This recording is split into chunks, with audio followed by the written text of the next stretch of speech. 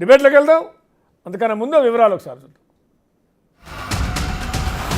అవకాశం దొరికితే చాలు రాజకీయం రాజుకుంటోంది తెలంగాణలో. కంచ గచ్చిబౌలిలోని భూముల విషయంలోనూ అదే జరుగుతోంది. ప్రభుత్వాన్ని బద్నాం చేసేందుకు ప్రధాన పొలిటికల్ పార్టీలు రంగంలోకి దిగాయి. 400 ఎకరాల సర్కారు భూములపై వివాదం ఏ స్థాయిలో నడుస్తోందో అంతా చూస్తున్నారు. కంచ గచ్చిబౌలిలోని సర్వే నంబర్ 25లో 400 ఎకరాలపై యాజమాన్య హక్కులు పూర్తిగా రాష్ట్ర ప్రభుత్వానివేనని కోర్టులు స్పష్టం చేశాయి. ఈ భూమిలో ఒక్క అంగుళం కూడా హైదరాబాద్ సెంట్రల్ యూనివర్సిటీకి చెందింది లేదని ప్రభుత్వం వాదిస్తోంది. అయినప్పటికీ ఆ 400 ఎకరాల భూములపై వివాదం చల్లారటం లేదు. రోజు రోజుకు ఈ విషయంలో పొలిటికల్ హీట్ పెరుగుతోందే తప్ప అస్సలు తగ్గట్లేదు. యూనివర్సిటీకి చెందిన భూములను రక్షించాలని హెచ్సియు విద్యార్థులు, పర్యావరణవేత్తలు ఆందోళన చేస్తున్నారు. కానీ ఈ 400 ఎకరాలు హెచ్సియుకి చెందినవి కాదని ప్రభుత్వం చెప్తోంది. రాష్ట్ర ఆర్థికాభివృద్ధికి తోడ్పడేలా ఈ భూమిని ఐటీ పార్కుకు గాని వివిధ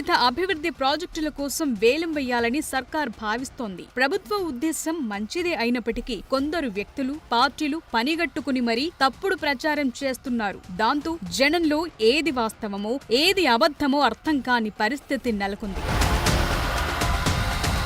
వివాదం నడుస్తోన్న ఈ భూముల్లో జింక చనిపోయినట్లుగా, నెమళ్లు అరుస్తున్నట్టుగా తప్పుడు ప్రచారం చేశారు. సోషల్ మీడియాలో పోస్టులు, వరుస ట్వీట్లతో ప్రభుత్వంపై బురద చల్లేందుకు ప్రయత్నించారు. కానీ తరువాత అదంతా ఫేక్ అనే విషయం తేలిపోయింది. జింక చనిపోయినట్లుగా పోస్టు పెట్టినోళ్లే తెలియకుండా తప్పు జరిగిపోయిందని మళ్లీ ట్వీట్ చేశారు. నిజంగా అక్కడ జీవజలానికి ఏదైనా జరిగితే ప్రశ్నించటంలో తప్పు లేదు. కానీ జరగరాంది జరిగినట్లుగా ప్రజల్ని తప్పుదోవ పట్టించేలా కొన్ని పార్టీలు, వ్యక్తులు చేసిన తప్పుడు ప్రచారం వారి పైశాచికత్వానికి పరాకాష్ఠగా నిలుస్తోంది. మరోవైపు ప్రభుత్వ భూమిని హెచ్సియు భూమి అని చెప్పి బీఆర్ఎస్, బీజేపీ విద్యార్థుల్ని రెచ్చగొడుతున్నాయని కాంగ్రెస్ ఆరోపిస్తోంది. హెచ్సియు భూముల్ని ప్రభుత్వం లాక్కోవటం లేదని పీసీసీ చీఫ్ మహేష్ కుమార్ గౌడ్ స్పష్టం చేశారు. యూనివర్సిటీ భూములకు బదులుగా ఎప్పుడో ప్రభుత్వ భూములు ఇవ్వటం జరిగిందన్నారు. అప్పటి నుంచి ఇప్పటి వరకు ఆ 400 ఎకరాలు ప్రభుత్వ భూములేనని తేల్చి చెప్పారు. ఇప్పుడు కోర్టు కేసు పూర్తయినందువల్ల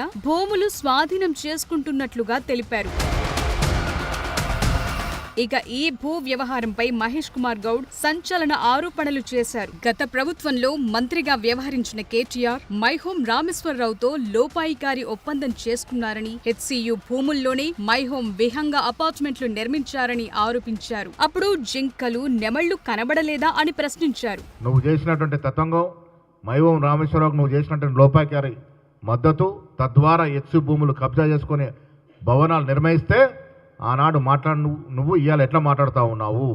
నిజాం ప్రభువును మొదలుకొని రాజశేఖర రెడ్డి వరకు, కిరణ్ కుమార్ రెడ్డి వరకు కాపాడినటువంటి ప్రభుత్వ భూములు, ప్రజల భూముల్ని కాజేసిన ఘనత బీఆర్ఎస్ నాయకులది.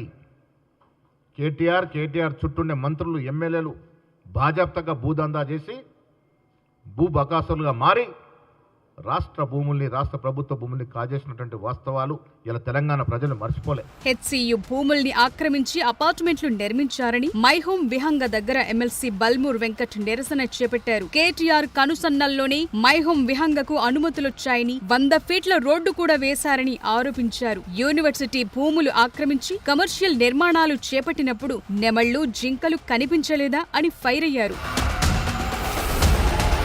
మరోవైపు ముఖ్యమంత్రి రేవంత్ రెడ్డి కూడా కంచ గచ్చిబౌలి భూముల వ్యవహారంపై మంత్రులతో సమావేశమయ్యారు. జరుగుతున్న తాజా పరిణామాలపై ఆరా తీశారు. మరోవైపు సీఎం సూచనతో డిప్యూటీ సీఎం భట్టి విక్రమార్క కూడా భూముల కేటాయింపు వివాదంపై దృష్టి పెట్టారు. హెచ్సియు భూముల విషయంలో ప్రతిపక్షాలు చేస్తోన్న రాజకీయాన్ని, అవాస్తవాలను ఎప్పటికప్పుడు తిప్పికొట్టాలని ప్రభుత్వం నిర్ణయించింది. ఇంతటి వివాదం చెలరేగటంతో ఆ 400 ఎకరాల భూములపై సర్వే చేయాలనే ఆలోచనలు ప్రభుత్వం ఉన్నట్లు తెలుస్తోంది.